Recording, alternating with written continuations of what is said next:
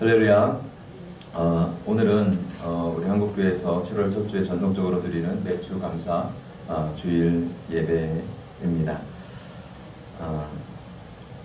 매주 감사 주일은 저희가 사실은 이제 농사를 지금 많이 짓지 않기 때문에 그렇게 어떤 농사와 관련된 그런 생각들을 많이 하지 못하고, 솔직히 저희가 이제 한국교회에서 지켜주는 맥주 감사 주일은 그 의미가 농사에 대한 어떤 그런 감사보다도 그런 감사도 있겠지만, 지난 한 해 동안에 우리를 여기까지 지켜주신 그런 반년을 결산하고 또 하나님 앞에 감사하고, 또 남은 또 반년을 하나님께 또 기도하며 그리고 도우심을 간구하는 그러한 마음으로 드리는 지키는 그러한 절기다라고 우리가 생각을 하면 되겠습니다.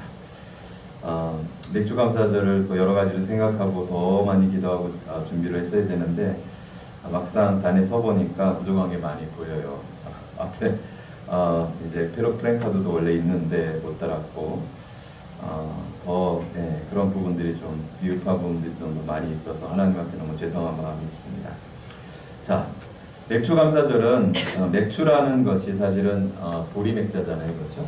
그래서 보리를 거두고 그리고 밀을 추수하는 그런 것에 대한 그 수확물을 하나님 앞에 드리면서 감사하는 그런 절기로 원래 드리게 되는 것입니다.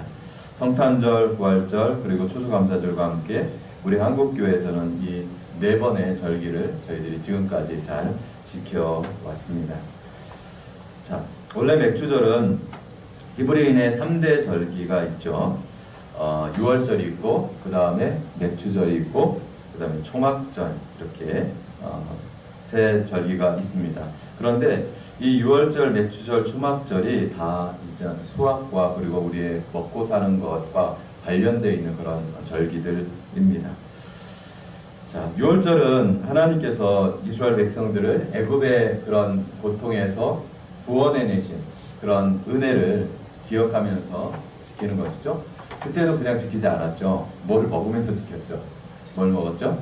바로 어린 양을 잡아서 그것을 삶아서 먹고, 그 다음에 그것과 함께 이제 이스트가 들어가 있지 않는 그 무교봉을 같이 그렇게 빵을 구워서 그렇게 같이 먹었습니다.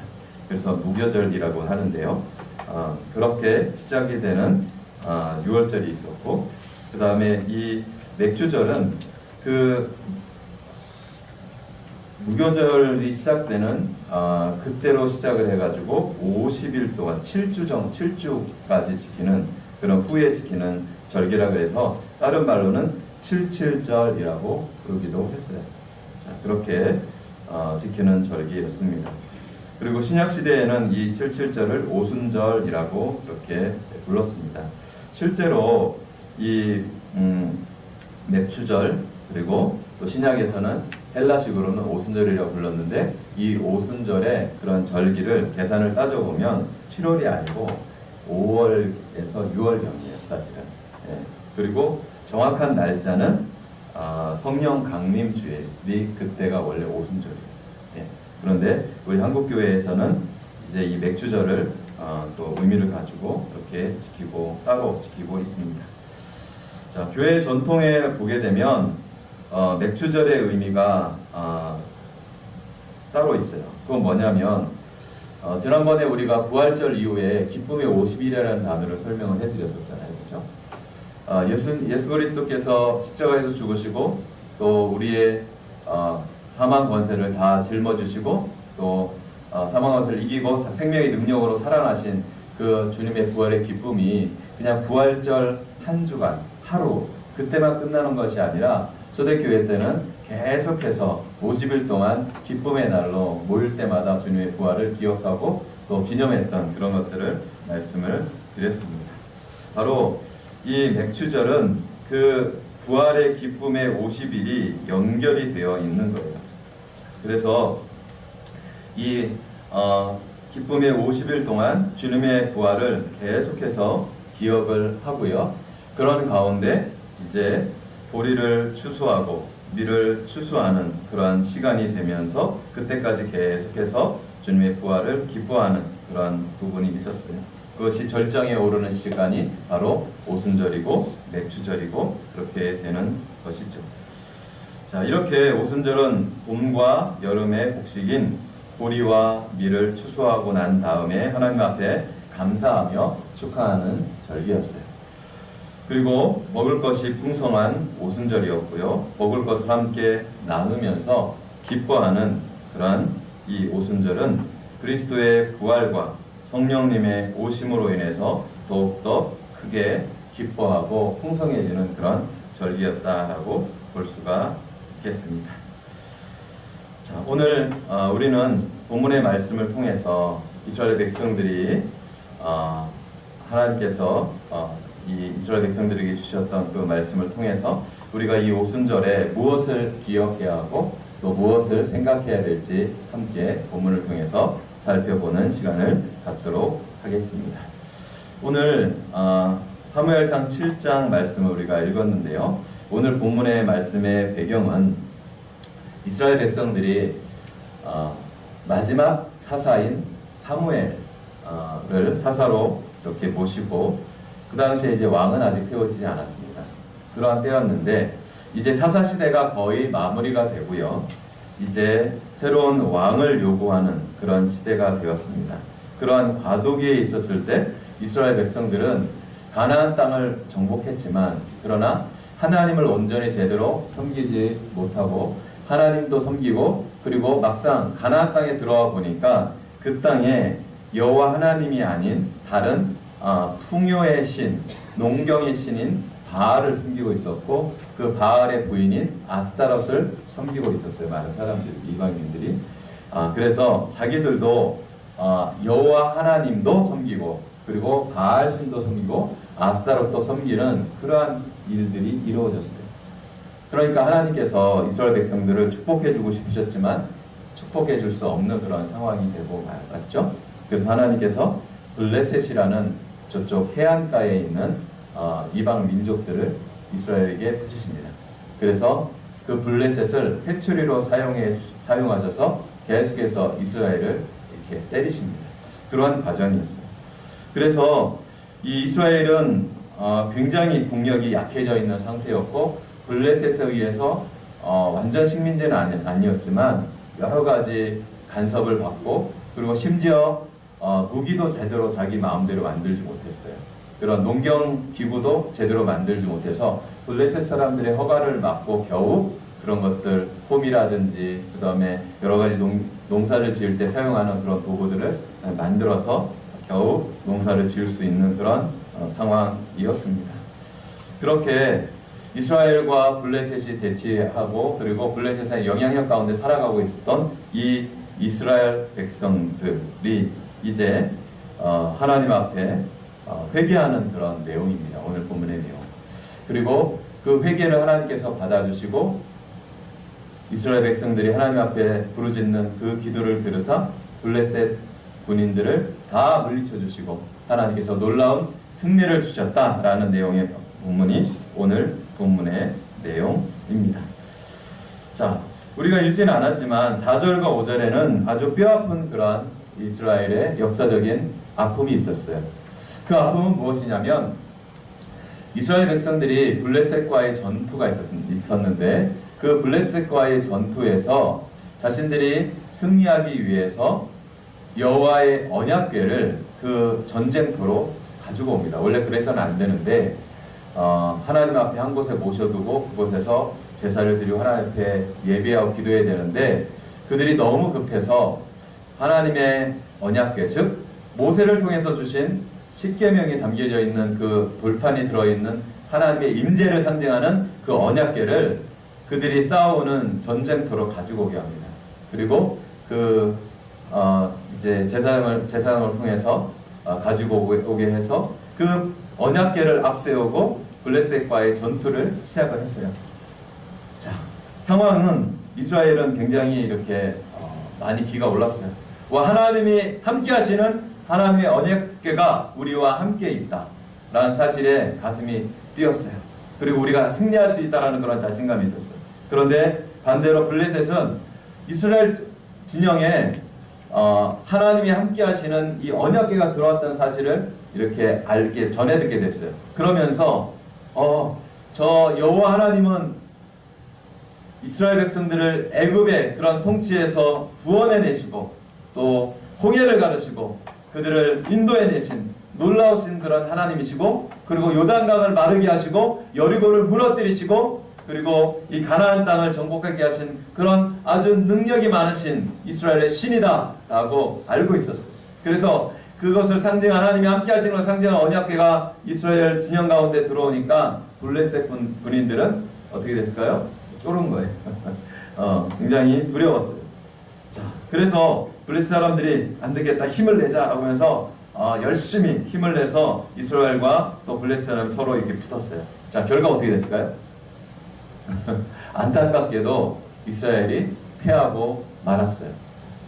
하나님께서 이스라엘을 돕지 않으셨어요. 왜냐하면 그 당시에 이스라엘의 모든 그런 부분들은 하나님을 온전히 숨기지 않고 하나님을 경홀히 여기고, 정말 제사장들로부터 시작해서 모든 백성들이 아까 말씀드린 바알과 아스타롯 그런 우상들을 섬기고 또 하나님도 섬기고, 그러니까 쉽게 말하면 이런 거죠. 내가 하나님을 믿는 하나님의 백성인데 한 주는 예배당에 오는 거예요.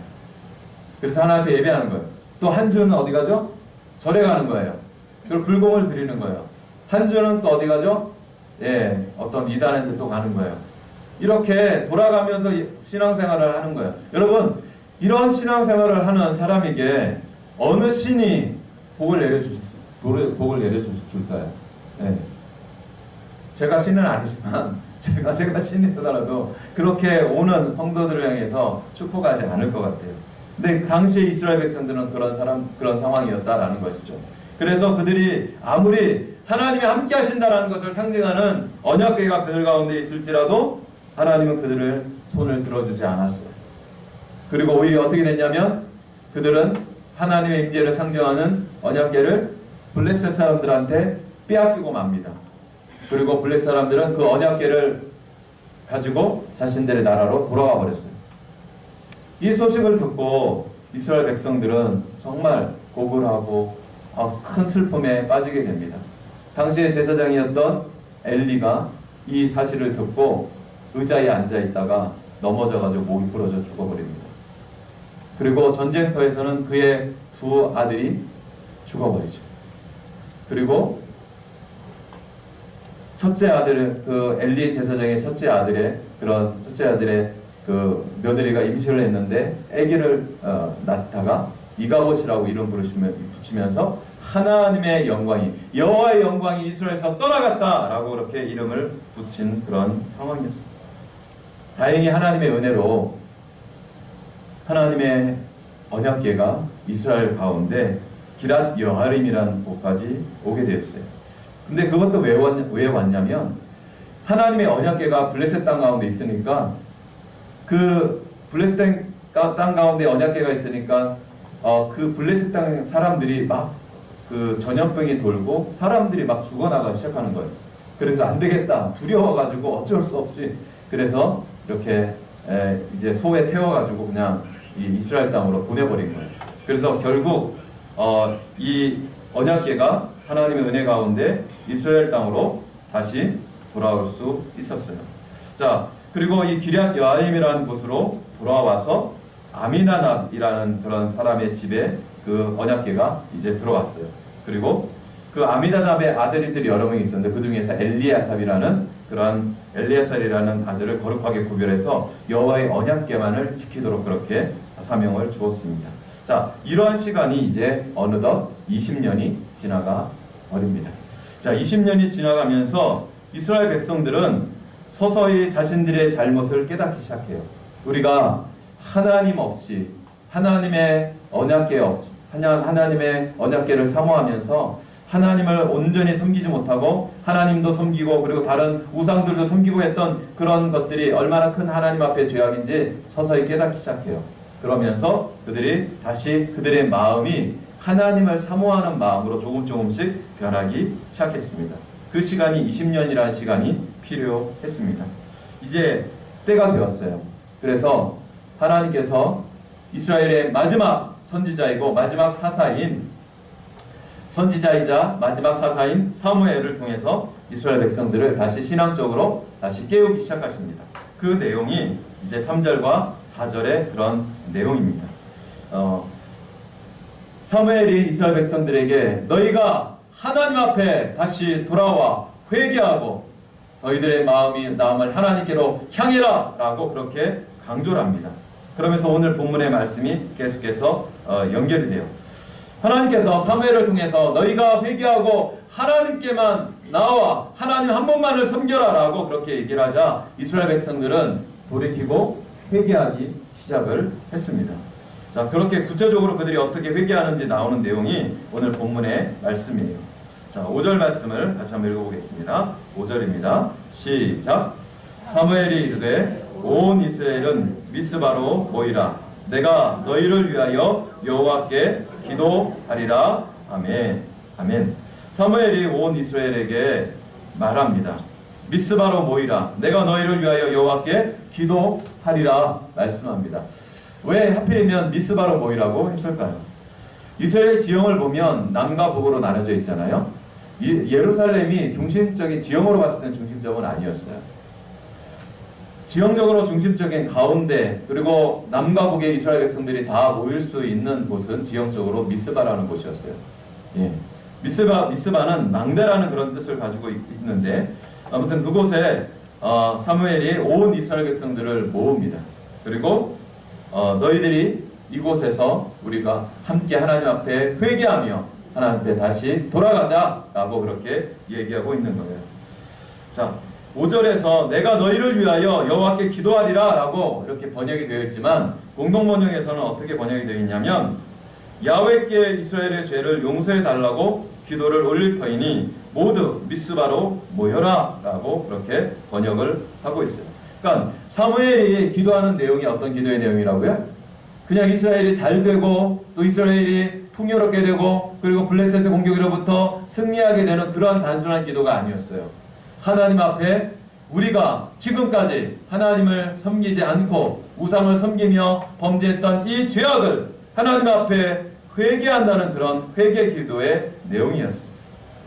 자, 그가 이스라엘의 죄를 용서해달라고 하나님 앞에 간절히 회개 기도를 하기 위해서 이스라엘 백성들을 모았습니다.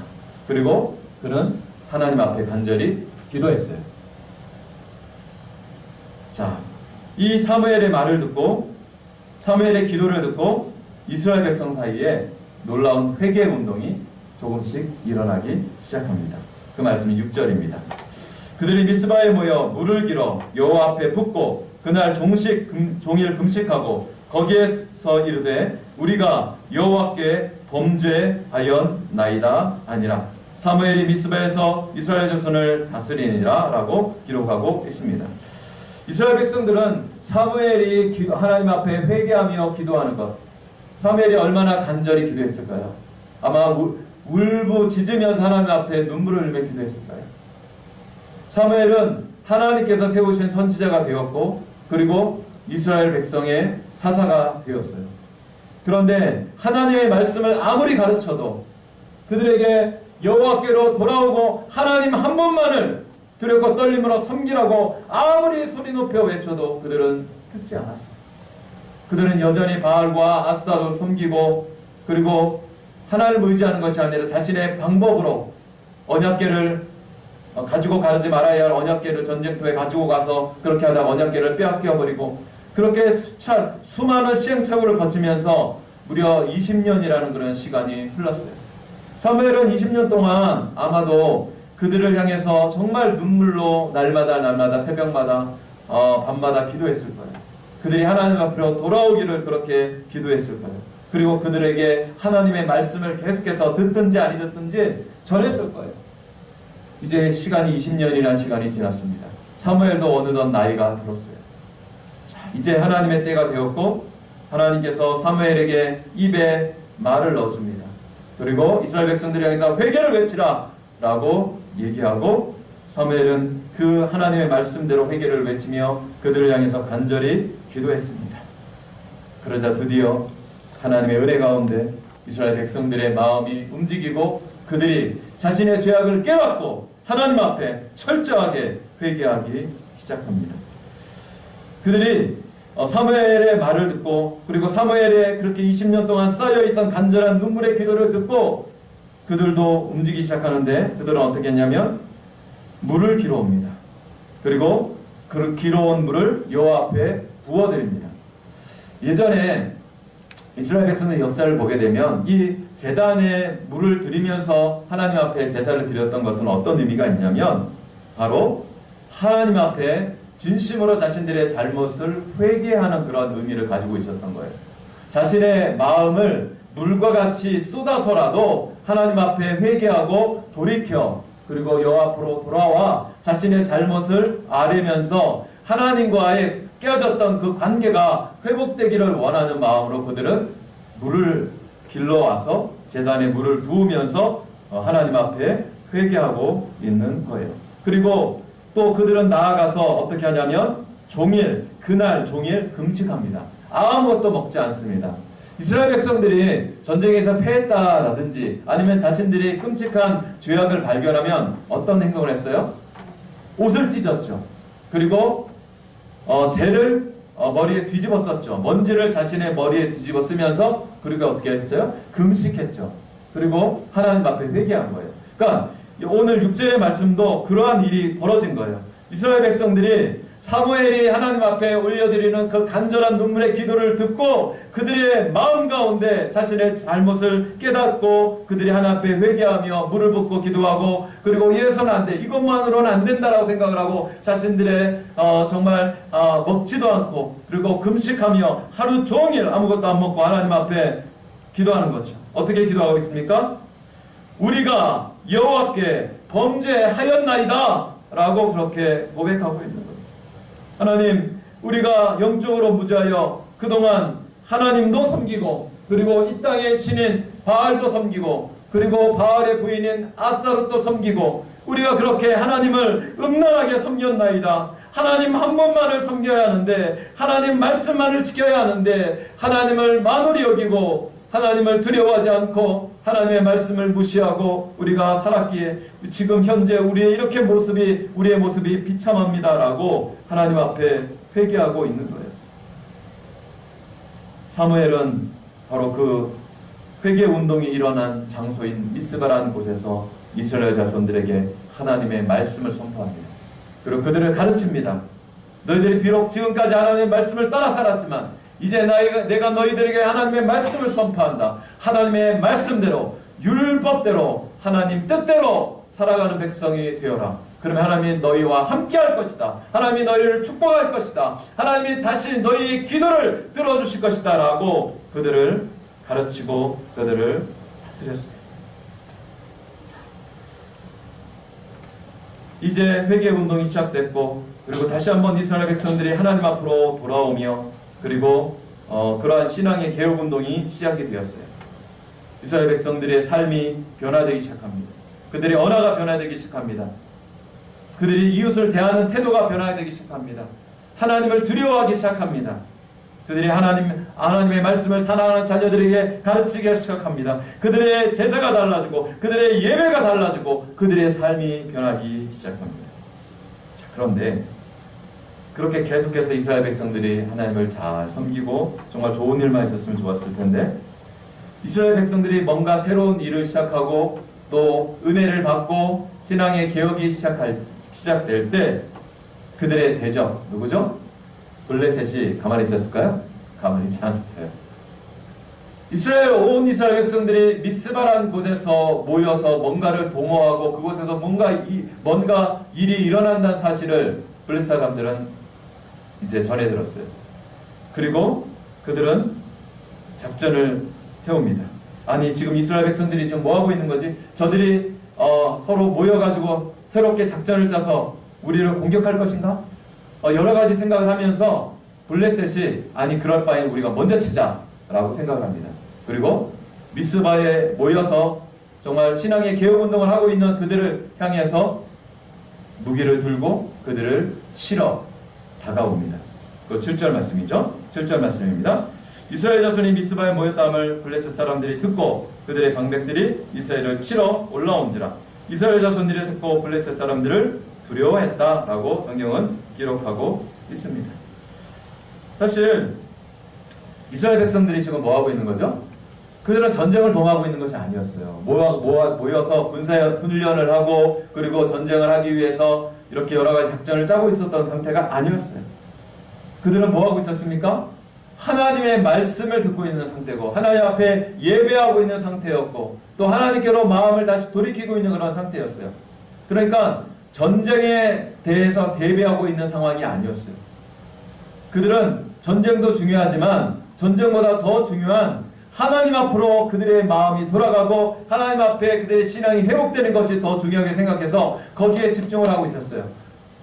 그런데 하나님 앞에 그렇게 나아가고자 하는 그때에 이상한 일이 발생한 거죠. 내가 하나님을 잘 믿고 하나님 앞으로 돌아가고 다시 열심히 신앙생활을 하고 결단하고 그렇게 나아가고 있는 상황인데 이스라엘 백성들의 상황은 어땠을까요? 오히려 더 안 좋아진 거예요. 왜요? 적군이 쳐들어오고 있는 거예요. 아니 이게 뭐지? 이스라엘 백성들은 아마 하나님 앞에 의심을 가졌을 수 있을 것 같아요. 내가 하나님을 잘 섬기려고 결단하고 하나님 앞에 나가려고 결심을 했는데 지금 적군이 쳐들어오고 있는 그런 상황이잖아요. 그렇죠? 그럴 수 있습니다. 그런 상황이 발생을 한 거예요. 자, 그런 상황 가운데 이스라엘 자손들은 블레셋 사람들을 두려워하기 시작합니다. 자, 그리고 이스라엘 백성들이 다행히도 그러한 상황 가운데서 하나님을 원망하고 그리고 그 이스라엘 백성들의 지도자인 이 사무엘을 죽이려고 하고 그러한 태도로 나가지 않았어요. 다행히 어떻게 했느냐? 그들이 하나님을 다시 붙잡습니다. 더욱더 하나님을 붙잡습니다. 8절 말씀을 같이 한번 읽어볼까요? 8절입니다. 시작.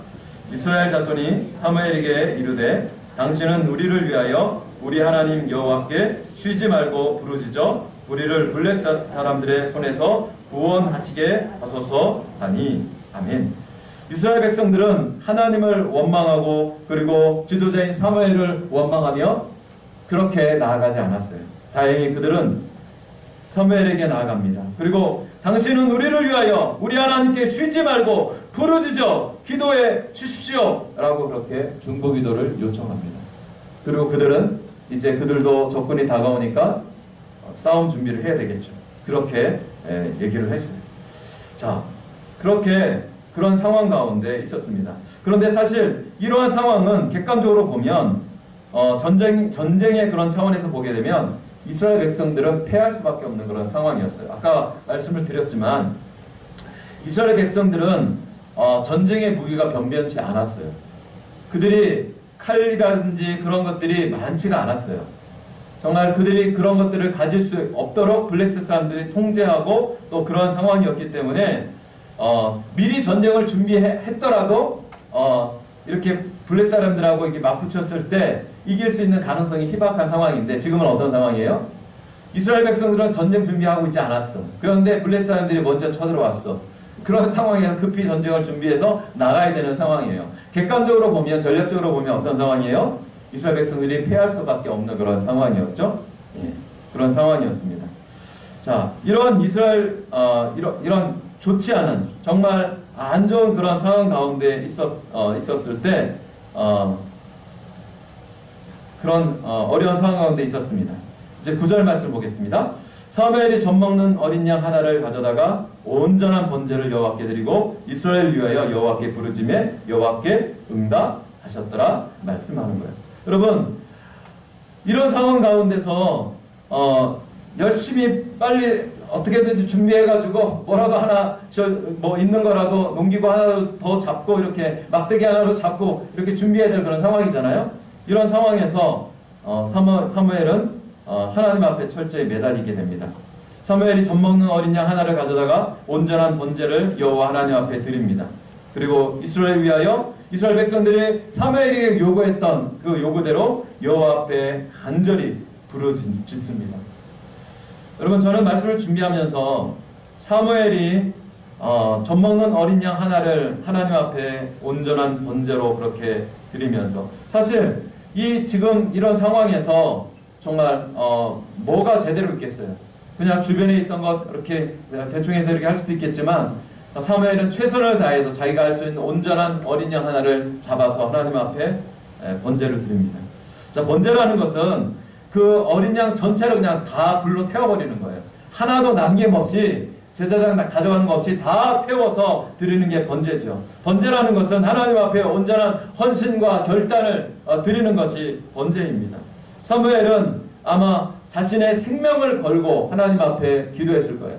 사무엘이 지난 20년 동안 이스라엘 백성들을 위하여 밤낮 눈물을 흘리며 그들이 하나님 앞에 돌아오기를 그렇게 간절히 기도했고, 이제 미스바에서 겨우 신앙의 개혁운동이 일어나 그들이 하나님 앞으로 돌아오는 상황이었어요. 그런데 전쟁이 일어난 거예요. 하나님, 어찌 된 일입니까? 이스라엘 백성들이 하나님 앞에 제가 20년 동안 저들을 위하여 기도했고, 하나님께서 그 기도에 응답하셔서 저들이 하나님 앞으로 돌아오고 있는 이 상황 가운데서 하나님, 블레셋의 침공이라니요, 어찌 된 것입니까? 라고 그렇게 사무엘은 하나님 앞에 부르짖으며 기도했을 거예요. 한 나라의 운명이 사무엘의 기도 가운데 달려있다는 것을 사무엘은 알았던 것 같아요. 그래서 사무엘이 자신의 생명을 다 바쳐서 운명을 걸고 정말 목이 상해가면서까지 그렇게 하나님 앞에 눈물로 그렇게 부르짖으며 기도했습니다. 그 기도 앞에 하나님께서 어떻게 하셨죠? 하나님께서 응답하셨습니다. 하나님 앞에 사무엘이 부르짖으며 기도했더니 여호와께 부르짖음에 여호와께서 응답하셨더라. 할렐루야. 하나님께서는 이 사무엘의 부르짖는 기도에 응답하셨어요. 놀랍게 응답하십니다. 어떻게 응답하셨을까요? 10절과 11절의 말씀으로 응답하셨어요. 같이 한번 읽겠습니다. 시작. 사무엘이 번제를 드릴 때에 블레셋 사람이 이스라엘과 싸우려고 가까이 오매 그날에 여호와께서 블레셋 사람에게 큰 우레를 발하여 그들을 어지럽게 하시니 그들이 이스라엘 앞에 패한지라. 이스라엘 사람들이 미스바에서 나아가서 블레셋 사람들을 추격하여 백갈 아래에 이르기까지 쳤더라. 아멘. 솔직히 객관적으로 보면 이스라엘은 패할 수밖에 없는 그런 상황이었어요. 이스라엘의 힘과 능력으로는 강력한 블레셋 군대를 도저히 이길 수 없는, 그냥 나라가 완전히 멸망당할 수 있는, 먹힐 수밖에 없는 그런 상황이었죠. 이스라엘이 할 수 있는 그런 상황이 아니었어요. 그때 하나님께서 사무엘의 간절한 눈물의 기도, 그리고 이스라엘 백성들의 부르짖는 기도, 사무엘의 쉬지 않고 부르짖는 그 기도를 하나님이 들으셨어요. 하나님이 들으시고 또 그들에게 정말 이스라엘 백성이 할 수 없는 방법으로 하나님께서 큰 우레를 내리셔가지고 블레셋 사람들이 깜짝 놀라게 합니다. 번개와 그리고 그 뇌성으로 블레셋 사람들을 놀라게 해요. 그렇게 놀라고 경황이 없는 그런 그들 가운데, 그런 상황 가운데 있는 그들을 향해서 이스라엘 백성들이 달려들어가는 겁니다. 그리고 그들의 무기를 빼앗고 그들을 물리치고 그들을 다 그렇게 물리쳤어요. 그런데 그들의 전쟁이 승리가 얼마나 컸냐면 그들이 쳐들어온 그 미스바에서 뿐만 아니라 그들이 도망가는 블레셋 사람들을 추격하여 따라갑니다. 그리고 어디까지? 백갈이라는 곳까지 따라가서 그 아래까지 따라가서 그들을 치고 물리치는 대승을 거두게 됩니다. 사무엘은 이스라엘 선조들이 그랬던 것 같이 하나님께서 허락하신 놀라운 하나님의 도우심, 하나님의 승리를 잊지 않기 위해서, 기억하기 위해서 그 승리의 현장에 기념비를 세웁니다. 12절 말씀을 같이 읽겠습니다. 시작. 사무엘이 돌을 취하여 미스바와 센 사이에 세워 이르되 여호와께서 여기까지 우리를 도우셨다 하고 그 이름을 에베네셀이라 하니라. 아멘. 사무엘은 돌 하나를, 원어적으로는 돌 하나로 되어 있어요. 돌 하나를 취해서, 그런데 그냥 작은 돌이 아니었겠죠? 멀리서도 볼 수 있을 정도로 큰 돌 하나를 취해서 미스바라는 곳과 그리고 전쟁을 했던 그 센이라는 곳에, 미스바와 센 사이에 잘 보이는 곳에 돌 하나를 세웁니다. 그리고 여호와께서 여기까지 우리를 도우셨다라는 그런 의미로 에벤 에셀, 즉 도움의 돌이라는 의미인 에벤 에셀이라는 이름으로 그곳을 명명합니다. 사실 모든 사람들에게는 누구나 자신의 힘으로는 무찌를 수 없는 나를 괴롭히고 또 힘들게 하는 우리 인생을 절망 가운데 빠지게 하는 나만의 블레셋이 누구나 다 있어요. 그렇죠? 여러분에게는 그 블레셋이 누굽니까? 건강입니까? 물질입니까? 아니면 자녀입니까? 이스라엘 백성들은 자신의 연약함 속에서도 하나님 앞에 사무엘에게 요구합니다. 자신들의 눈앞에서 칼을 들고 달려오고 있는 블레셋 사람들을 바라보면서 사무엘에게 요구해요. 사무엘이시여, 쉬지 말고 우리를 위하여 기도해 주십시오라고 그렇게 요구를 합니다.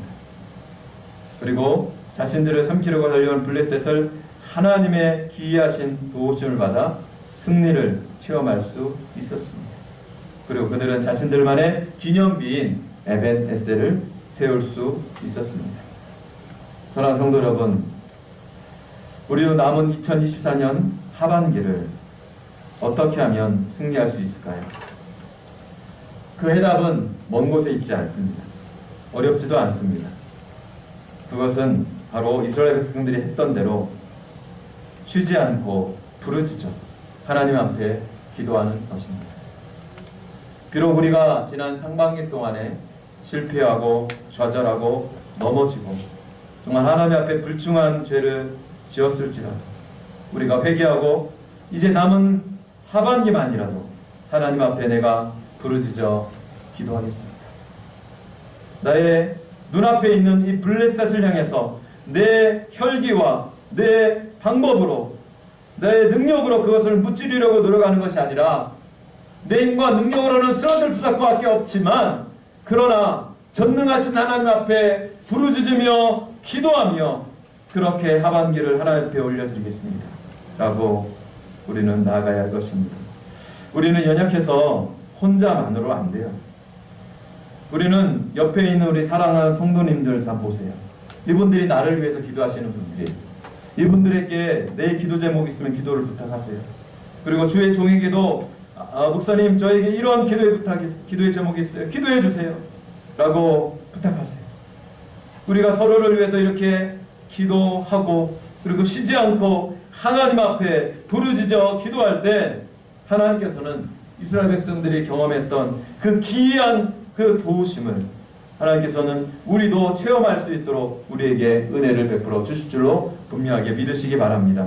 성도 여러분, 2024년 올해 우리 교회에 표어가 있어요. 우리가 다시 한번 기억했으면 좋겠습니다.